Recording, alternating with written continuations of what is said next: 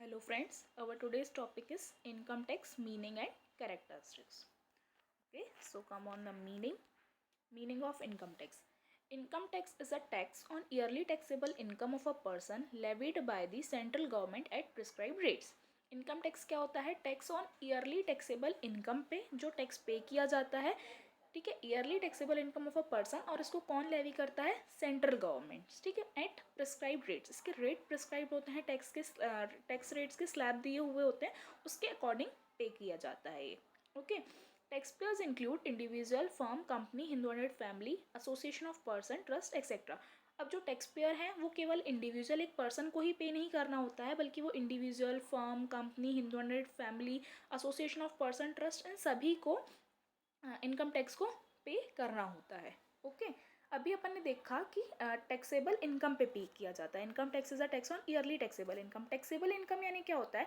Income calculated under the provisions of the income tax act. जो income को हम जो इनकम टैक्स के प्रोविजन के अकॉर्डिंग इनकम को जो हम कैलकुलेट करते हैं वो होती है टैक्सेबल इनकम, और आपको उसी पे इनकम टैक्स को पे करना होता है। ओके, अब टैक्सेबल इनकम कैसे कैलकुलेट की जाती है? यानी हमारी टोटल इनकम पे हमें टैक्स नहीं देना है।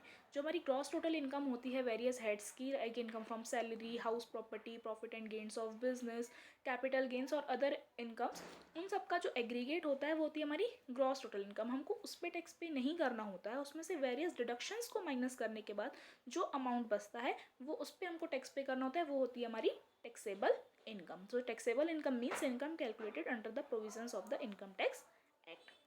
Okay, and income tax is a direct tax that a government levies on the income of its citizen. income tax क्या है? डायरेक्ट टैक्स है जो कि गवर्नमेंट लेवी करती है on the income of its citizen. Direct tax है, taxes जो होते हैं वो दो टाइप के होते हैं, direct and indirect tax. Direct tax क्या होता है? जिसका बर्डन जो होता है वो आप किसी और को ट्रांसफ़र नहीं कर सकते। जिसने पर्सन ने वो इनकम को अर्न किया है उसे ही टैक्स को पे करना है, वो उसका बर्डन ट्रांसफ़र नहीं कर सकता, किसी और से उस अमाउंट को कलेक्ट नहीं कर सकता है। और इनडायरेक्ट टैक्स क्या होता है? जैसे हम गुड्स खरीदते हैं तो उसमें एमआरपी लिखा होता है इंक्लूडिंग ऑफ ऑल टैक्सेस, मतलब वहाँ पे हम टैक्स पे कर देते हैं उस गुड्स की एमआरपी के साथ, बट हमें पता नहीं होता है कि हम कितना अमाउंट टैक्स पे कर रहे हैं, तो वो होते हैं इनडायरेक्ट टैक्सेस। तो इनकम टैक्स क्या है? डायरेक्ट टैक्स है, जिस पर्सन ने उस इनकम को अर्न किया है उसे ही उस पर टैक्स को पे करना होता है। तो इनकम टैक्स क्या है? डायरेक्ट टैक्स है, लेवी करती है इसको central governments eight prescribed rates पे किया जाता है। और कौन कौन होते हैं टैक्स पेयर्स में? Individual, firm, company, Hindu hundred wide family, association of person, trust etcetera. Okay, और कौन सी इनकम पे लगता है? टैक्सेबल इनकम पे, calculated under the provision of income tax act. Okay, so I hope आप लोगों को मीनिंग क्लियर हो गया होगा। अब हम आते हैं salient features of income tax. तो इसके फीचर्स क्या हैं? फर्स्ट जो है वो है सेंट्रल टैक्स। इनकम टैक्स क्या है? सेंट्रल टैक्स है। अभी अपन ने देखा कि इसको कौन लेवी करता है? Central government. So it is levied and collected by the central governments of India, ठीक है, सेंट्रल गवर्नमेंट ही इसको लेवी करती है, वही उस टैक्स को कलेक्ट करती है। ओके, और ये क्या होता है? गवर्नमेंट के लिए रेवेन्यू का सोर्स होता है, हाईएस्ट रेवेन्यू अर्न करती है government through the income tax. Second point है it is a direct tax. जैसे कि अभी अपन ने ऊपर देखा कि दो टैक्सेस होते हैं, डायरेक्ट इनडायरेक्ट। तो इनकम टैक्स क्या है? डायरेक्ट टैक्स है। इसका बर्डन जो है उसको हम ट्रांसफ़र नहीं कर सकते हैं, जिस पर्सन ने इनकम को अर्न किया हुआ है डायरेक्टली उसे ही गवर्नमेंट को टैक्स पे करना होता है। देन है tax on taxable income. Same चीज़ जो अभी अपन ने मीनिंग में देखी, टैक्सेबल इनकम पे ही आपको टैक्स देना होता है। जितना आपने अमाउंट अर्न किया है उस पर नहीं देना होता है, उस अमाउंट में से वेरियस डिडक्शंस को माइनस करने के बाद जो आपकी टैक्सेबल इनकम आती है उस पर आपको टैक्स देना होता है। ओके, टैक्सेबल इनकम क्या होती है? Income calculated under the provisions of the income tax act. Next है टैक्स एग्जेम्पशन लिमिट। अब यहाँ पे आपको होल अमाउंट पे टैक्स नहीं देना है, कुछ एग्जेम्पशन लिमिट है। जैसे कि असेसमेंट ईयर 21-22 के लिए अपन देखें तो एग्जेम्पशन लिमिट जो है वो है 2,50,000। ओके, अगर सीनियर सिटीजन है more than 60 years and up to 80 years तो उनके लिए है 3 लाख, एंड अबव 80 ईयर्स हैं, सुपर सीनियर सिटीजन है तो उनके लिए एग्जेम्पशन लिमिट है 5 लाख रुपीज़। ओके, तो यहाँ पे एग्जाम्पशन लिमिट है, उसके बाद ये लिमिट को माइनस करने के बाद जो अमाउंट आएगा आपको उस पर ही टैक्स को पे। नेक्स्ट पॉइंट है प्रोग्रेसिव रेट्स ऑफ टैक्स। जो इनकम टैक्स के रेट्स हैं वो प्रोग्रेसिव है। जितनी भी आपकी जो टोटल आपकी टैक्सेबल इनकम है उस पर आपको सेम रेट पे टैक्स को पे नहीं करना है। जो टैक्स के रेट्स हैं वो प्रोग्रेसिव होते हैं। लाइक 2,50,000 तक आपकी एग्जाम्प्ट होती है, 2,50,000 से 5,00,000 रुपीज़ तक आपको 5% देना है।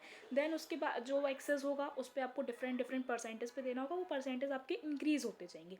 तो जो रेट्स होते हैं इसके वो क्या होते हैं, प्रोग्रेसिव होते हैं। मिनिमम रेट होता है 5% एंड मैक्सिमम रेट जो होता है वो होता है 30%। ओके, देन है सरचार्ज। अब हमने देखा कि जो मैक्सिमम रेट है इनकम टैक्स का वो है 30%। यहाँ पे सरचार्ज अगर आपकी इनकम जो है एक्सीड करती है 50 लाख से, या 50 लाख से लेकर 1 करोड़ तक है, तो वहाँ पे आपकी डिफरेंट रेट ऑफ सरचार्ज है। जैसे जैसे अगर आपकी इनकम 50 लाख से इंक्रीज़ है तो इसका मतलब आपको सरचार्ज भी पे करना होगा।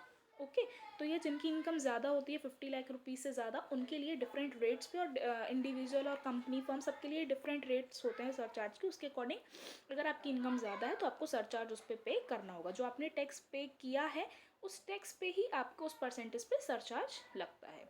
Then health and education cess, तो जितना भी आपने टैक्स का अमाउंट है या अगर आपका उसका सरचार्ज है तो टैक्स का अमाउंट और सरचार्ज को ऐड करने के बाद जो अमाउंट आएगा उस पर आपको हेल्थ एंड एजुकेशन सेस 4% पे आपको पे करना होता है उस अमाउंट पे। ठीक है, ये एक पर्टिकुलर पर्पस के लिए लेती है गवर्नमेंट हमसे, हेल्थ और एजुकेशन को इंक्रीज़ करने के लिए, हायर एजुकेशन के लिए ही हमसे एक उस पर्पस के लिए हमसे ये 4% पे कैलकुलेट किया जाता है on income tax and surcharge. Okay, then है burden on rich class of person.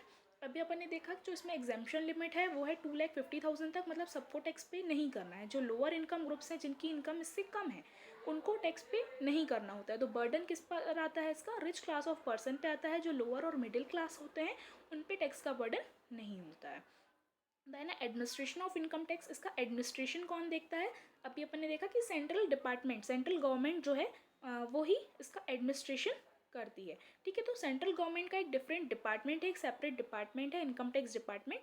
वो उसका असेसमेंट और कलेक्शन करता है इनकम टैक्स का, और ये डिपार्टमेंट काम करता है under the administration and control of the central board of direct taxes. CBDT के अंदर इनकम टैक्स डिपार्टमेंट काम करता है।